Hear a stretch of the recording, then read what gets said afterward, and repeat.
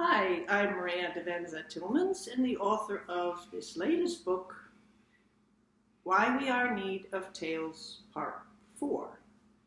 And all the drawings in this book are done by the elementary school children at El Toyon Elementary in National City, San Diego, California. This book is about how to deal with situations that are beyond our control. A very, very long time ago, we used to have tales.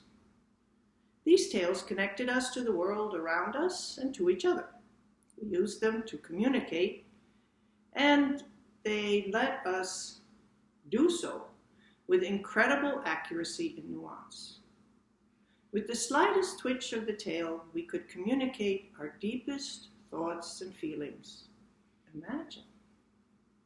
But as time went on, we started to lose our tales. They became shorter and shorter and shorter, and then they disappeared altogether. And with their disappearance, we lost that mysterious connection to our world and to each other. Why We Are in Need of Tales, the first book, introduces us to Huck and Tuck, who discovered that telling each other tales, meaning stories, can help us reconnect to the mystery called life.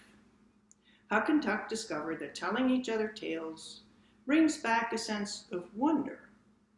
And it is this sense of wonder that helps us to reconnect with each other and with the world around us.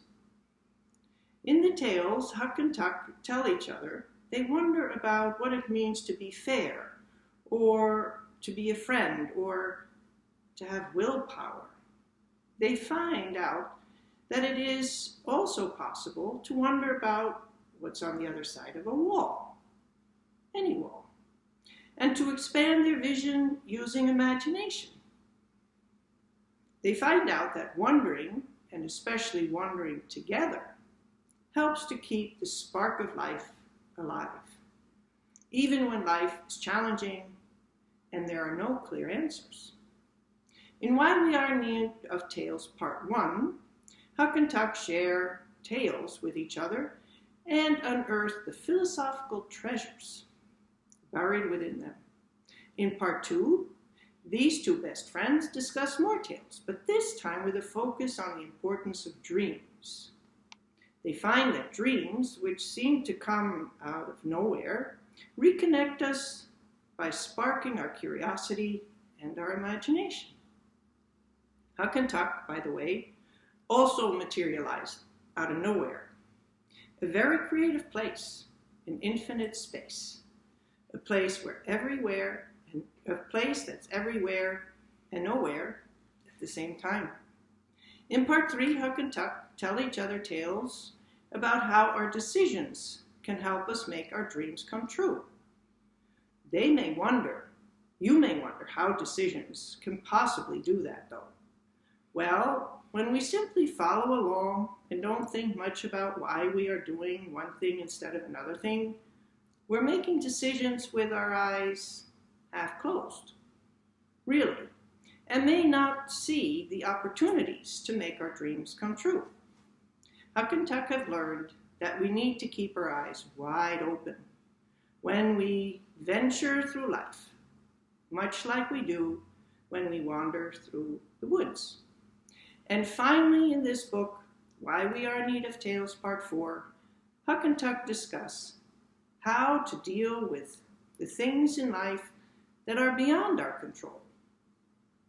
There are many, so many situations in life that are not in our control, yet we have to deal with them one way or another.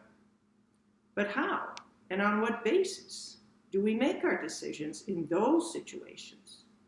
In these next tales, Huck and Tuck discuss what lies at the basis of the decisions we need to make when things are beyond our control. Huck and Tuck know that this is a very tough subject, and that without some kind of deep connection to the world around us and to each other, it's nearly impossible to deal with these kinds of situations.